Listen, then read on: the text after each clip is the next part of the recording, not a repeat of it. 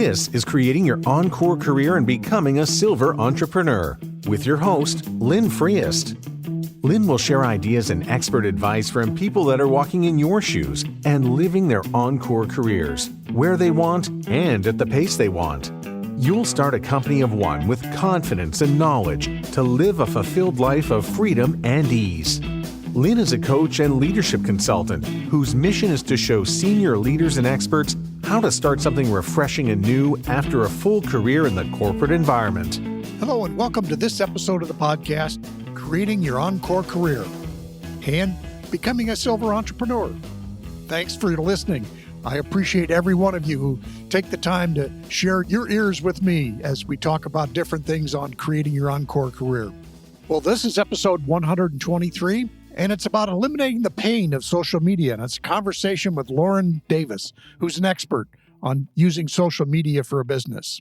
So making the leap from being a corporate leader and expert into becoming a solopreneur can be daunting, but the rewards are great. You can work when you want, where you want, and do the work you love. And I can be that guide and thinking partner for you as you embark on this journey. As your coach, I'll help you go farther and faster based on what I've been learning being on this journey for the last several years. So if you're even having some thoughts about starting an encore career, please contact me and take the self-assessment quiz. The quiz will help you get some quick clarity around what's possible for you in the future. And after you listen to the podcast, I encourage you to visit my website at lynnfreest.com and download the PDF as a guide to help you take the next steps in pursuing your encore career. Well, today we're going to be talking with Lynn Davis and how she helps people with personal brands or businesses to develop their authentic voice on social media. Some of the topics we're going to cover are how she started with a record store and a gift boutique in her journey to being an entrepreneur, how she helps clients make social media easy and helps them get over the hurdles of jumping into new platforms, and then why she suggests that you treat social media like real life. In other words, be genuine, be authentic, just as if you're talking to people and not posting on Facebook or Instagram. She'll also share their 30-second plan, or PLAN process, to improve your social media pages. And finally, she's going to share, and she would like you to adopt the perspective of why you should strive to be the best host of your small party on social media. So let's get started. Welcome, Lynn. It's great to see you or hear you, and it's great to be with you again. I'd like to just start off by having you go ahead and tell us about yourself and the journey you've been on and what your business is. Thank you so much for having me. I'm so excited to be here. And I am a personal branding and marketing consultant. I focus a lot on smaller businesses and people who want to start a business that they really love and that brings them joy and purpose. And so not necessarily the big businesses that are looking to sell their businesses, but more of those small business owners, especially mom and pop brick and mortar business owners, but then also personal brands who are selling products, selling services like coaching and consulting. And a little bit about my story. Wow. So I'm from Rockford, Illinois. I was born and raised here, and I still live here. And when I was about 19 years old, I started a business with my boyfriend then, who became my husband, and we started a record store and gift boutique. And we didn't know what we were doing, and we started from scratch, and we had these plans to make this record store and gift boutique something that we loved going to shop at in other cities. Like, we would find these unique shops, and we wanted to bring that kind of vibe here, and also just make it a really safe place for people to just feel at home, listen to new music, make new friends, and find products that really made a difference or that supported small companies. And as we were doing that, businesses started reaching out to me and saying, "Hey, Lynn, we noticed that you're getting a lot of foot traffic and more people are coming to get to know your store, and you're getting newspaper articles and people are reaching out to you. How are you doing this? What are you doing?" That's the origin of how my business started and how I started a non-for-profit for small local businesses, is that I said, you know what, this is actually the thing that I really love the most about running a small business. I love the experience of bringing people to get to know businesses from the inside out, really understand their branding, understand what their purpose is as a business in a community, whether that means a community locally or an online community. And that was really what just set my soul on fire. And so that's where I started. And that's how the origin of my business, my branding and marketing and consulting business started. And that is called Lauren Davis Creative. Great. And Lauren, you mentioned you're in Rockford, right there in the middle of the Midwest, not far from where I live, actually. Again, that hasn't seemed to have limited you. Just the fact that you're located in a particular spot, your business, I think, has carried you to a lot of places, hasn't it?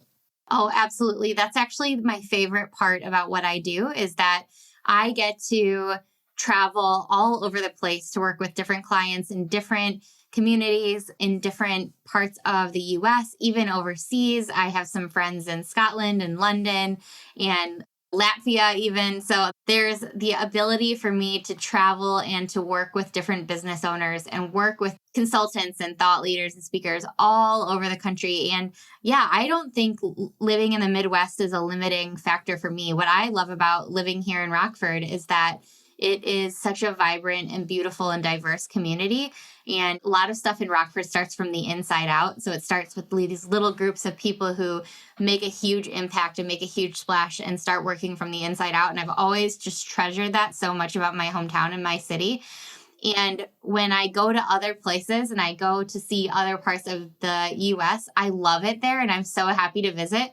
And I just love coming back to Rockford where there's all these beautiful trees. We're the forest city where we have the beautiful Rock River. And I don't find it limiting. I find it to be a great place to live where I can live at a low cost of living and then travel as much as I want all over the place. And I'm always going to be a student of the universe. I'm always traveling, always wanting to learn more, go to more conferences, meet more people, network with more interesting folks that give me new perspective and open up my mind. Sure, absolutely. And I think that's an important concept for my audience, who are people that want to live where they want to live, whether it be where they are today or where they want to live in the future. But the fact that this won't limit them in doing a business as an expert or a consultant or anything like that. Yeah. The more that you see the place that you live as an opportunity for you to travel off from or to build really good relationships here so that way you get practice to build relationships elsewhere. The more you can look at where you live as an opportunity for building your own success, the better.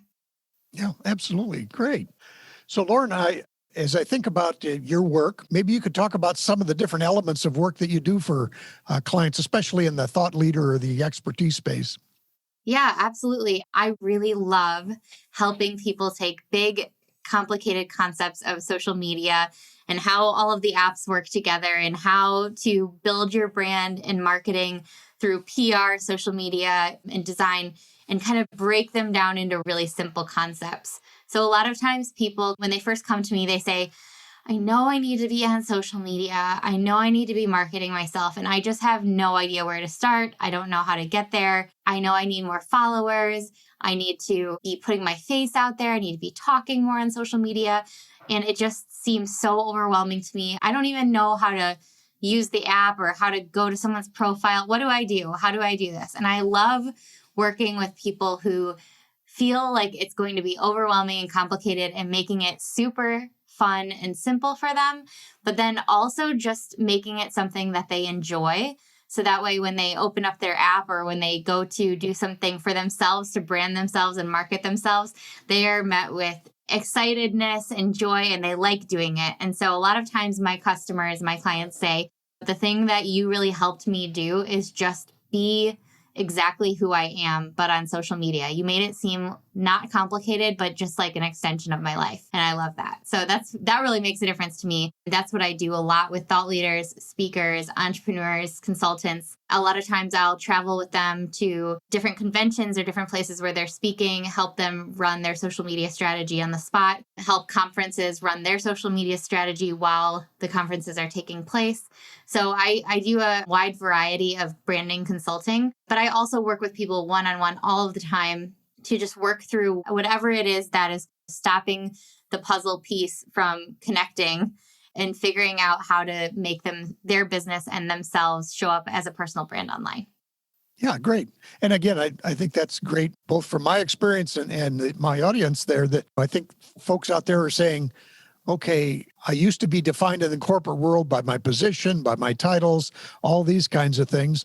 And plus, I'm an immigrant, you might say, to social media and all those tools. Haven't really used those probably in my corporate career much. So having somebody like you to help, like you said, both understand how it works as well as make it fun for those of us that are new to this game. Yeah, yeah. And I know there's so many skeptics out there would be like, no, there's no way you can convince me that's fun. I don't want to do it. I don't want to build my personal brand online. But I would beg to differ. I think it could be a really fun and exciting challenge. And if you have any flicker inside you that says, I know I want to do this, I just don't know how, and it's overwhelming to me, that's a great place to start. Yeah. And again, the people that I've been familiar with that have left corporate world, they say, well, I'll put up a website or whatever, but they don't really know how to market themselves. Oh, they may get hired back by their former company for a little bit, or they may run into somebody, but they don't necessarily have a strategy of, hey, how do I really take my expertise and put it out there so people can find me? Yeah, absolutely. And it's not just social media. We look at it as a lot of times we hear people say, oh, it's just a highlight reel, or it's just for Instagram influencers, or it's just for people doing dances online, whatever people like to say about social media. But what social media can really also be used for is a place for connection. I have met so many people through social media, not just by like cold messaging them or anything like that, but just through the virtue of organic connection online from using the platforms. And I have met people that are now my friends that I would travel to go see or travel to meet up with, and that have become my clients, have become my business contacts. And these are all connections that I've made online. And I like to give the example, a lot of times people are like, I only have 30 followers on my Instagram right now, or I only have 30 followers on my Facebook page. And they say, in order for me to look like a professional, I need to have more followers than that. Either that or I just won't make one at all. I'll just turn it off and I won't even be there. The first thing that you need to know is that when people are recommending you to somebody else, they will, especially maybe in your industry, they'll maybe pop up the website and say, here's the website, or give them a phone number or give them an email address, right? But another thing they might do is say, oh, let me tell you about my friend Lynn, and let me show you his Facebook page, or let me show you his Instagram page, so that way you can get an idea of what he's like or how he works. And so when people give your name, and they're obviously going to share your name, they're not going to probably share the name of your company because they're bragging about you. They're bragging about how much they like you. When they share your name, or let's say even this podcast, they're like, I want to tell you about his podcast. They're going to talk about you. They're going to talk about your name. So it's a really great idea to start building your name and a presence for yourself online. But the first thing that I do to tell people to break this down and make them feel like it's a little bit less scary and a little bit more real and like real life is that I want them to simplify how they think about social media. So treat social media like real life.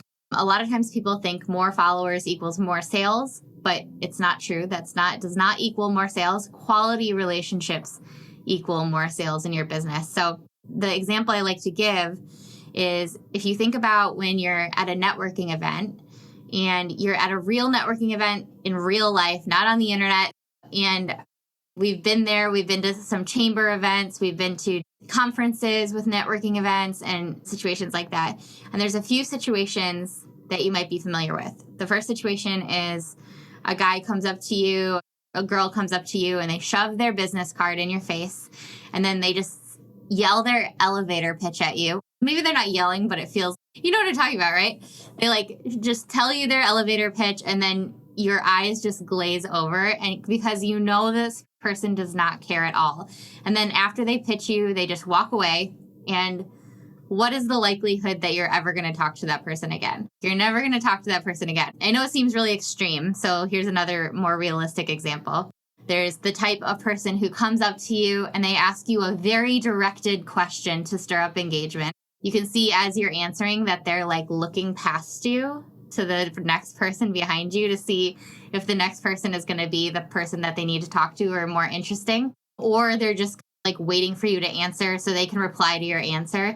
and pitch you on whatever it is that they're selling. Okay, so both of those things can be comparable to social media, like cold pitching people, cold DMing people without any previous warm up or interaction, or putting out questions just simply to stir up engagement that you don't really care about the answers to.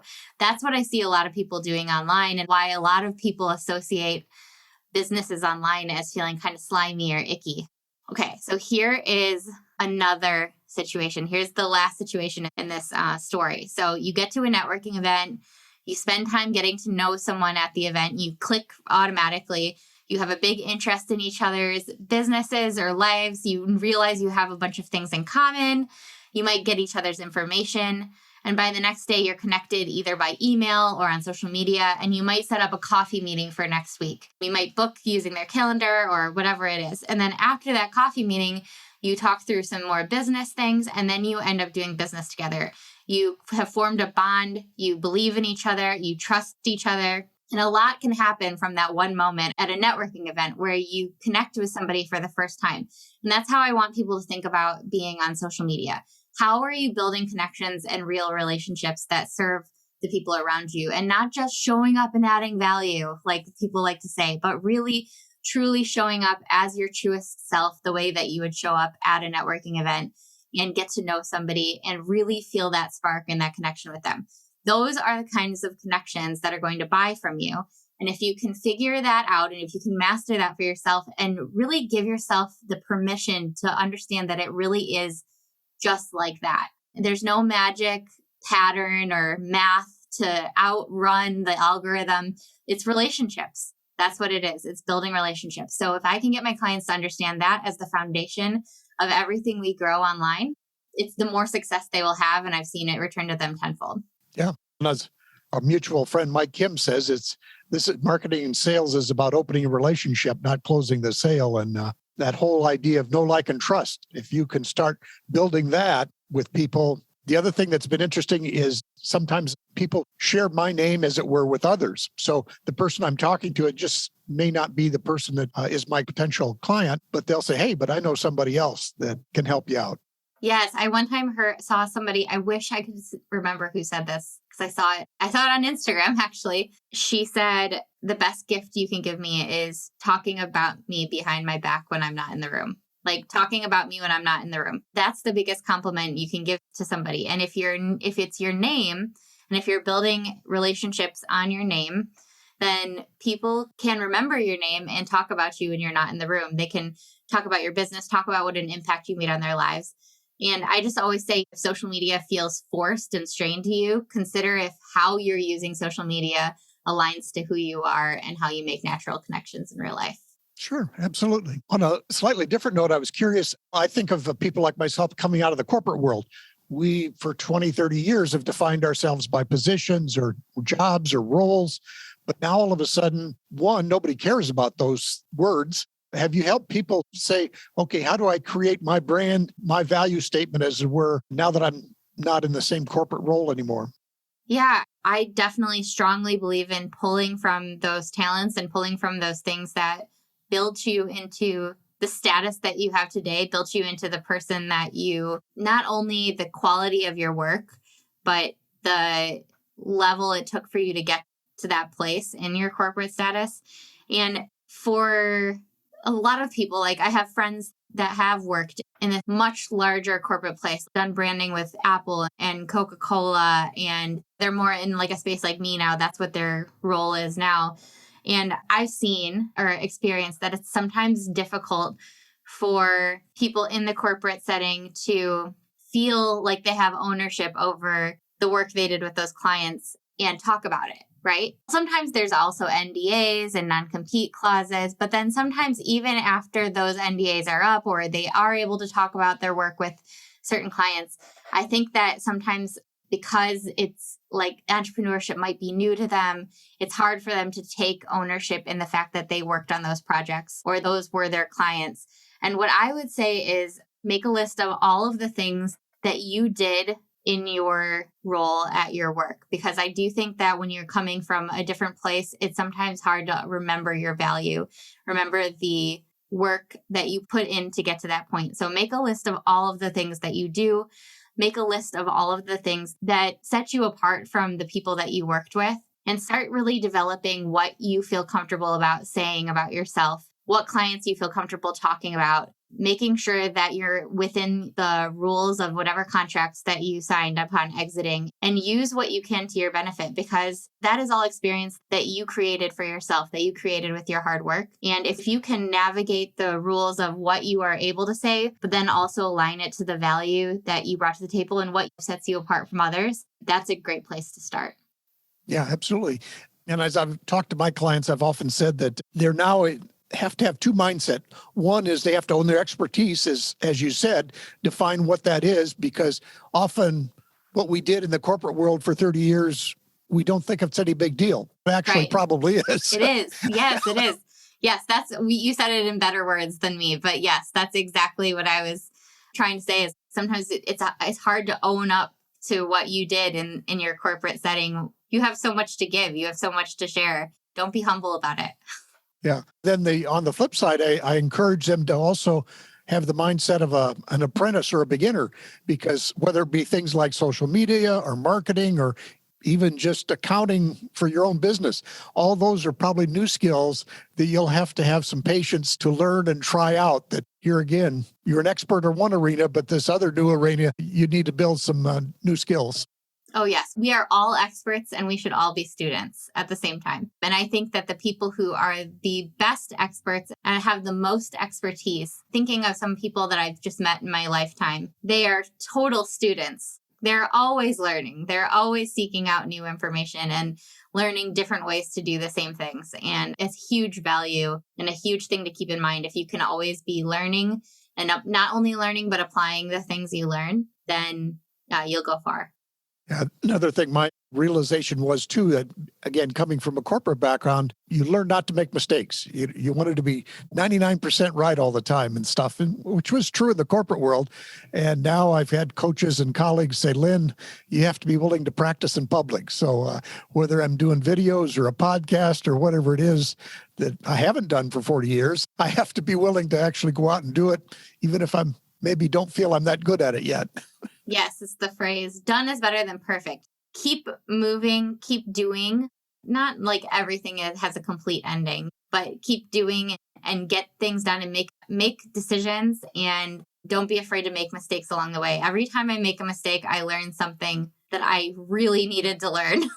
I always think about that. There's so many things I'm even going through right now in my life that I think to myself, what is this teaching me? Oh, wow, this is a big one. What is this teaching me? And I think if we can keep asking ourselves that, then we can only grow.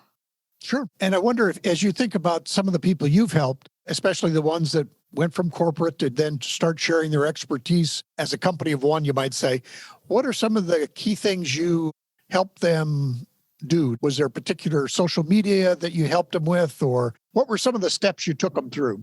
One of the first things that when we first start branding, we need to obviously identify what their values are and what their branding voice is, and the colors and the aesthetics and the visual verbal identity. Like all of those things are super important. But once you kind of get past those things, which you can, our mutual friend Mike Kim wrote an amazing book on personal branding that is called You Are the Brand. I think we both highly recommend that. But one thing that I always love to do with people, an exercise I love to walk them through, is their audience. And when you're building your brand online, there's a lot of opinions out there about who you need to define as your audience, like how far you need to niche down. There's a lot of different opinions on this. I believe that you can work with people who feel a certain way, have certain behaviors, and that it doesn't have to be just like, I work with 35-year-old women who are single moms. Like it does not have to be like that specific, but it can be if it's for the right industry. Okay. So what I like to do is I like to walk people through this exercise of figuring out who they're talking to. So whenever people are thinking like, who is my audience that I'm talking to? Whenever they start building their brand online, having that audience that they're talking to is important, because it's going to be the lens in which you use your brand voice, in which you talk to these people. And a lot of people think at first, they just think demographics, right? So they think age, gender, income, employment, household size. And so what I like to get them to think about are all of the other psychographics and demographics involved in that. So geographic location, what city, what state, what country, or what community are they in? So even if it's a community that, let's say it's like a thriving local community, that's a completely different story than an online community. But what community are they in? What's their address, their region? What's the climate like? What's the political climate like where they live? What is the weather climate like where they live? All of these things are actually super important especially when you're talking local businesses, but when you're talking consultants and when you're talking freelancers and people who are in a business of one, you want to also think about those geographic locations too. And then there's psychographics. So what are their values? What are their beliefs? What are your values and your beliefs? And do they match up with those of your audience? What are their interests, their lifestyle habits, their activities? What are their opinions on the world? What are their personality traits? Those are all super important. And then behavioral. So their loyalty to your organization, their loyalty to your industry. How do they feel about what you do as a role? What are their patterns of past engagement with your industry? So thinking through all of these things are really helpful when you're talking about how you're going to be using your voice on social media and how you're going to be using it to grow. And another thing that I always recommend is doing a little audit to start out with. If you've already started an Instagram or a Facebook page and you have a few followers and you're like, how can I make this better instantly? This is what you do right now. Like you can do this today. You do the 30-second plan. I call it the 30-second plan. So P stands for pics. So take a look at your pictures and ask yourself, am I recognizable to people? So in your profile picture, do you look recognizable to other people? Or is it like the back of your head with a sunrise behind you? Or is it like you doing a yoga pose when you can't see who you are? And I always say use the grocery store test. So if someone could go to the grocery store and they see me pushing a cart and they see my face, would they be able to say, hey, that's Lauren, or that's Elle Davis Creative? I can tell because of her picture. I want people to be able to know who I am from my picture. So that's what the P is. The L in plan stands for links. So check your link, see if your link on Instagram goes to the right place. You can set up a link that goes to a page where you have multiple links. So there's something called Linktree, where, for instance, if someone went to my Instagram right now, they could click on my link in my bio, and then that would give them the option to also click on the link to download my free resource that has 100 plus social media ideas, or they could click a link inside that same one to go to my podcast. So check your link, make sure your links work on both your Facebook and your Instagram. A stands for overall appearance. So when somebody comes to your Instagram page for the first time, they're going to do a quick little first impression of you for a split second. So when you think that to yourself, you got to think, hey, do they know what I do in this split 3 second span of time? Do they know what I do? Can they read something super simple in my bio that makes sense to them? Do they get a little piece of my personality? And can they see me doing what I do best? So for me, I'm always going to want a picture of me speaking somewhere in the first 6 photos. I'm always going to want a picture of me podcasting in the first 6 photos or doing some kind of consulting or work. I try really hard to live by this myself. Sometimes it doesn't work out. Sometimes there's a few different things or a little couple of promotional things happening instead. But the more that you can solidify who you are to someone when they first come to your page and really ask yourself from that empathetic mindset, hey, would I want to follow this person? If I went to their page and it was all just promo, what reason would I ever have to follow this person? If I went to their page and it was like, oh, cool, this makes sense. Oh, I love this kind of content. Oh, I love her idea about this. Oh, I need to read this caption. Would I stay on that page? Maybe I probably would. Think about it from that point of view. And then the last one is N. So check for your name. So in your name field on Instagram, you can add a couple other characters. For instance, mine says Lauren V. Davis -marketing. What you really want to make sure is that if you're building your personal brand on your name, like for instance, if we were building it on Lynn, I would want to make sure that Lynn was part of what people could search. So that name field on Instagram is searchable. So you can put something in there that would make it searchable. So if someone was looking up what you do, like for me, marketing, it's in there, but you don't want it to be the only thing there. I wouldn't want to just put marketing and personal branding consultant in my name field, because if someone was looking up my name, they wouldn't be able to find it because my name on Instagram is L Davis Creative. So if someone was searching for Lauren V. Davis, I wouldn't be coming up. So you want to make sure that your name, you have a goal with your name and that your name is consistent throughout. Also making sure that your pictures are consistent throughout your social media on Instagram, Facebook, on your website. So that way people know that they're coming to their same person in the right place, that they're actually getting to know you. And that is one way that you can just right away audit your own Instagram and make sure that it's looking good.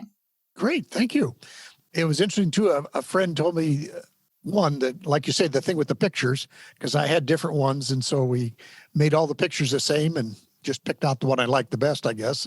But they also said that especially in Instagram, you didn't have to have all formal photos. As long as it showed you real doing something, it helped if you weren't all just in a business context. Although, Right. like you say, you want some of them to clearly indicate the work you do. Yes, absolutely. Yeah. Instagram is great like that because people on Instagram, the nature of that app is that people feel like they're connecting to the real you. The reason why is like even celebrities, some of them manage their own Instagram accounts. They read their own messages, put their own stories out there on Instagram. And so people feel like they're connecting to the real you on Instagram. Now, I will say that the algorithm does favor higher quality photos. The good news is we all have iPhones and Google and Samsung phones that have amazing cameras on them. And so what you can do to make sure that your photo comes out highest quality is make sure that you're in a brightly lit room, not maybe direct sun shining on you, but maybe make sure that when you have a photo taken of you that you do have good light on you. The next thing I would recommend is that you always clean off your camera before you take a photo. We've all seen those photos where the lights are really blurry and it looks like smudgy, and we all have lotion on our hands and hand sanitizer on our hands right now, makeup and stuff like that. So make sure you clean off your lens with a napkin or with a microfiber cloth and then take a picture. It will take you 2 seconds and your photo will turn out so much better. That's great. Hadn't even thought of that, but I'm sure that just as we get smudges on the screen of our phone, Yeah. the camera lens gets it too. So all the time. Yeah. And you'll be amazed at how much nicer your photos will turn out if you just make that a habit each time. yeah, and I'd like to, the cameras are so much better in today's world that I don't know how many friends I've got that have said, I need to sell this $1,000 camera I bought 3 years ago. You know? Yeah, exactly. Yeah. Nothing beats a photographer who can use a camera very well. But yes, for the everyday person, like cell phone cameras are amazing. Like their technology is just so incredible. I'm so happy to be living in this time. Yeah, another thing, and it goes along with what you've been saying here, is that people want you to be real. So again, if you're worried about having the perfect photo or the perfect podcast or the perfect, I know one of my podcasts that got a lot of views was one where I, quite frankly, had some stumbles in it. Yeah. I wasn't well prepared for that particular one, but it made me sound more like a real person and not just a radio host or something. Yeah. I always say, be the best host of your party. So pay attention to the guests that are already at your party. So if you are planning a party, do you like to plan parties? Do you like to host? I'm a reluctant host. I'll admit to that. I'm trying to get better at it. Okay. A reluctant host. I like that. Okay. So I love hosting people. I love hosting like small gatherings, okay, at our place. I love to have like appetizers and drinks and host people. So I kind of started thinking about this a while back. And okay, here, let me ask you this question. Do you like going to parties? I do enjoy going to small parties. Yeah, small parties. Yes. Okay. All right. So now we're on to something. So when you go to a party, and let's say you're going to a friend's party, you got an invite, you go to the party, they open up the door and they're like, oh, hey, and then they let you in and everything is perfect. Everything is perfectly in place. Not one pillow out of place, not one picture out of place. Everything is like so perfect that you almost feel like you can't touch it. Like you take your shoes off, you're like worried. It's like super cold in there and just no music is playing. And it feels like, oh my gosh, are we at the right place? Did we make a bad choice by coming here tonight? Like we like to be warm and friendly with people. And you've never been to this person's house before, so you weren't sure what to expect. And you go to the kitchen, there's other people there. Everyone's being very quiet and awkward and just like fake or just sharing only accomplishments. And then you notice the host is in the living room looking out the window and saying, why aren't the other people here yet? Where is everyone else? Like, you would feel so silly, right? You'd be like, why did I come here tonight? I shouldn't go to this party. I'll never come to this party again. Okay. Opposite. What if you went to a party and the host swings open the door, gives you a hug, as long as you guys are both comfortable with hugging, and you walk in and there's pictures all over the wall that are like telling the stories of their life, and there's a few dog toys on the floor and a couple pillows out of place, and you go in the kitchen and there's this beautiful spread of food and your favorite drinks are there, and the host is introducing you to other people that you might like or get along with. And you're just hitting it off, getting to know each other so well. And there's music playing, and it's just like such an incredible night. And on your way out, the host texts you and says, thank you so much for coming. This was such a wonderful night. Can't wait to hang out with you again.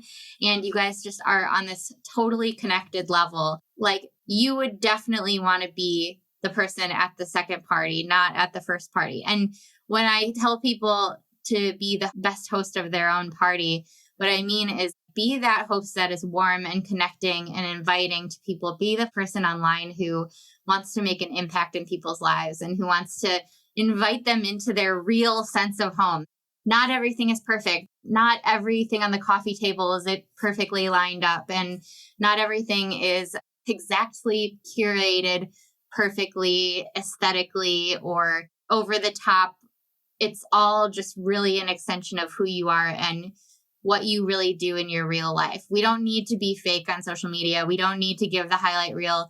There's plenty of people out there who are not doing that and who are just real, normal people out there who need you. And it's your obligation to show up for them because they do need you in their lives. And they're waiting to connect with you. They're all out there. They're waiting to come to your party. I love that. Be the best host of your party, because that is a whole interesting context for me. And like you say, you want things to be right, but on the other hand, I've been to those parties where I can't sit down because I'd have to move a pillow. Yeah, exactly. Yes. So good. I'm glad this made sense. We've all been to things like that where we're like, oh gosh, I should have stayed home. Yeah. And I think of that in the context of the social media, the podcasting, whatever it may be. Mm-hmm. That you're out there, again, acting as a warm host as opposed to I'm trying to show how good I am or how important I am or whatever it may be, but just saying I'm a warm and friendly host. Yes, exactly. Yes. And that's what I love. That's the part that I love about teaching people how to use social media and make it who they really are and make it feel really right and aligned to them. I want to thank you, Lauren. This has been a great conversation. Thank you so much. And I will include your websites, your social media skills. Is there anything else you'd like people to know or about contacting you? Yeah, I would love to give you my free resource for your listeners. It's 100 plus social media content ideas, and it's just free. It's full of advice. It's also got some brainstorming pieces for branding and for getting to know what your brand voice is a little bit more and what your values are when you're talking to people and when you're building that content for yourself. So I'd love to give you that as well. Great. Thank you, Lauren. It's just been a pleasure and a wonderful conversation. And I really appreciate you sharing all your wonderful skills, knowledge, and your warmth too. Oh, thank you so much. I appreciate you so much. Thank you. Bye. Again, many thanks to Lauren on sharing her journey and the help that she provides for entrepreneurs. Just a quick recap of the things we covered: how she started her business with a record store and a gift boutique in her journey on becoming an entrepreneur, how she helps clients make social media easy if they're new to it, why she suggests that you treat social media like real life, being more authentic, being more genuine. She shared her 30-second plan to improve your social media pages. And finally, the perspective of why you should strive to be the best host of your small party on social media. Again, in the show notes, we'll have links to Lauren's homepage as well as her Instagram page. So look forward to finding those. And remember, with an Encore career, the rewards are great. You can work when you want, where you want, and do the work you love. And as your coach, I'll help you go farther and faster based on what I've learned from being on this journey for several years. You have the time, attention, and money to make this leap. So let me help you. And if you're having thoughts about starting an Encore career, please contact me and take the self-assessment quiz. The quiz will help you get some quick clarity around what's possible. And after you listen to the podcast, I encourage you to visit my website at lynnfrias.com and download the PDF as a guide to help you take the next steps on your pursuit of an Encore career. Again, many thanks to my listeners. I appreciate each and every one of you, and we'll talk to you next time.